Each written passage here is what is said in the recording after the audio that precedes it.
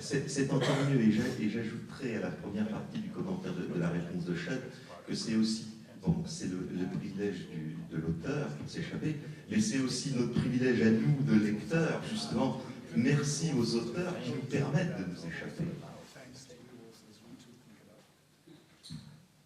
Maintenant, les autres, pour une réponse à la question précédente, Sean s'est lancé le premier. Bah, moi, je lui emboîte le pas, en fait. Je pense qu'effectivement, on a quand même la responsabilité. Oui, on vit dans cette réalité et il n'y en a pas d'autres. Enfin, en tout cas, il y a cette réalité physique qui est la réalité dans laquelle on vit, mais effectivement, on peut s'échapper. Je pense que ce qu'a décrit Sean, et notamment le thème d'un film récent qui s'appelle Sucker Punch, par exemple, mais il y a d'autres exemples où les jeunes filles sont emprisonnées et s'évadent par la pensée. Cette évasion qu'on peut atteindre par l'écriture et, comme tu le dis, par la lecture, est un privilège qu'on ne peut pas nous enlever, et on sait combien ça a été quelque chose de précieux, par exemple, chez certains détenus dans des camps d'extermination, qui racontent comment, par le pouvoir de l'histoire et de la création de l'esprit, ils ont réussi à survivre à l'horreur.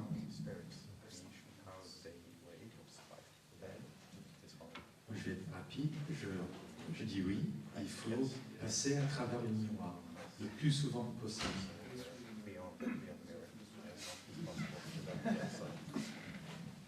Well, I saw a television program recently about astrophysics, and the new theory that the great physicists of our time were talking about is called holographic theory, which I didn't understand it, but it was to do with the fact that everything that we see around us, our reality, is in fact a kind of projection from something on the edge of the universe. And I didn't understand it at all, but I think so, yeah. And but to me, I thought it actually sounds like Plato, the idea of the prisoner in the cave.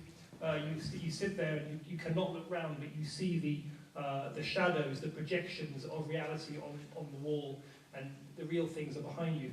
I think nothing has changed in 2,500 years. We always have this problem, and all you can do is to make patterns with the shadows, or with the hologram. You can make patterns. You can enjoy patterns and get satisfaction thereby.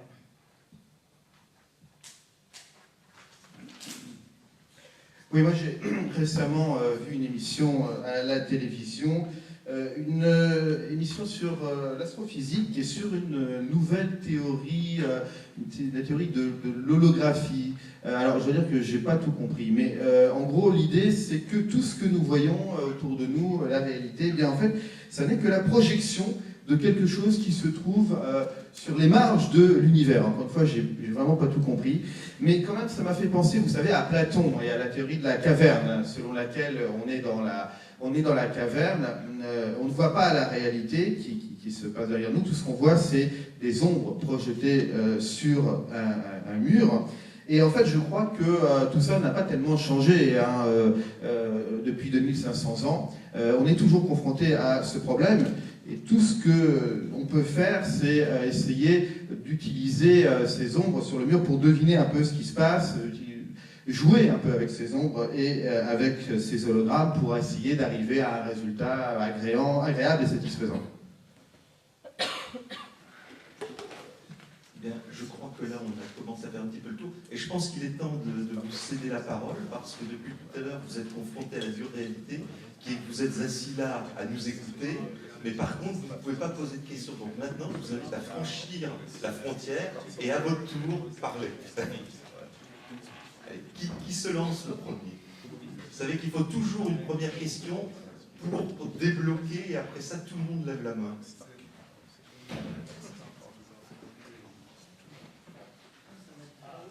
Ah, voilà, au fond. Merci.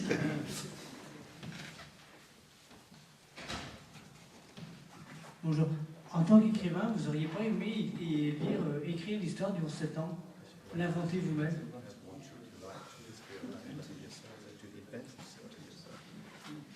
Qui veut répondre?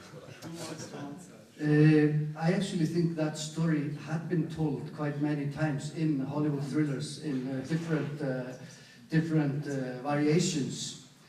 And obviously that is why there was like this rift in our perception of reality when we saw it on television. So, well, I as a writer would not have liked to write it, but I am sure many Hollywood scriptwriters really are gnashing their teeth at the thought that they didn't think of this earlier. Because maybe if they had thought of it earlier, it would have looked cheap for Al-Qaeda to do it and they would have skipped it.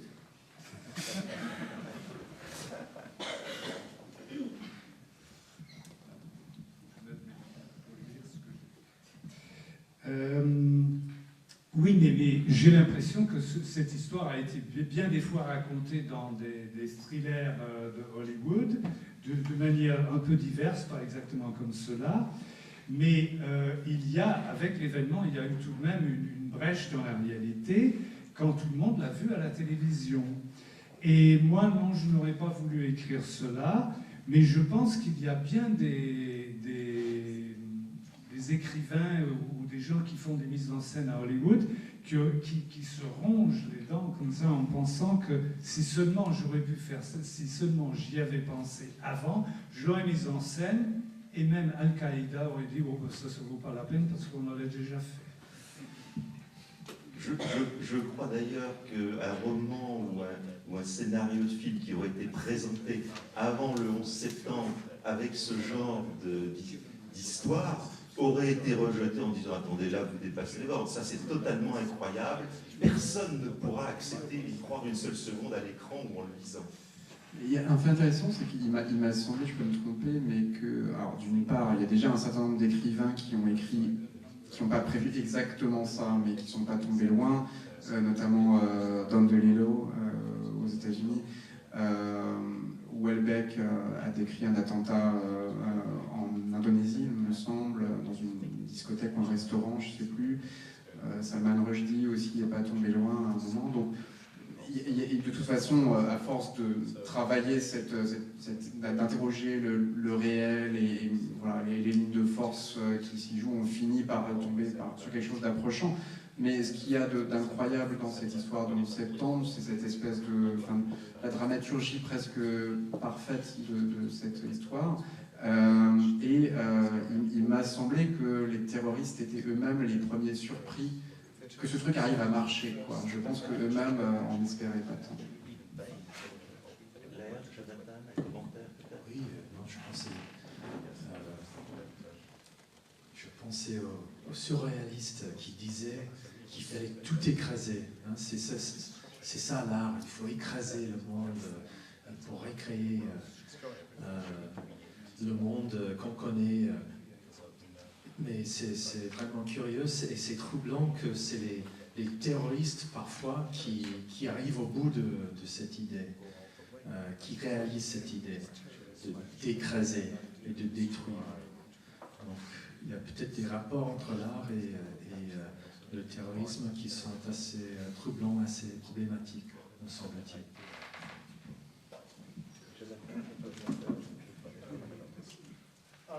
When 9/11 happened in England, there was a lot of comment that it was an event so great, so big, so graphic that it was impossible to write about. And many great leading writers were saying we cannot deal with this. But time is the healer, and quite quickly people began to find their voice, and they find ways into even the most tragic and terrible events. The terrorists are absolutists. They try to seize everything, and it is the responsibility of the writers, as with everyone, to take back little pieces of the event. And I mean, I could not write about 9/11, I think, but perhaps it would be, if I did, it would be one small facet of it, which would be a rejection of the terrorists' agenda. Quand le 11 septembre est arrivé, en Angleterre, beaucoup de gens ont dit, et beaucoup d'écrivains ont dit que c'était un événement tellement immense qu'il était impossible d'écrire à ce sujet. Et des écrivains ont dit qu'ils n'étaient pas capables, ils ne seraient pas capables de faire cela.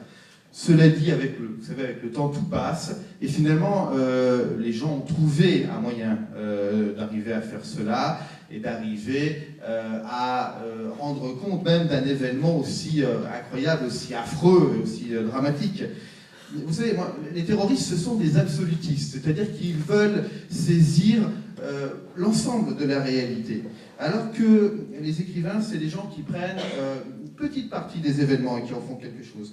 Moi, je ne pense pas que je pourrais écrire sur le 11 septembre, mais si c'était le cas, je pense que c'est ce que je ferais aussi. Je prendrais une petite partie de cet événement et j'essaierais d'en faire une histoire. I would like to share Jonathan's optimism about literature being able to heal and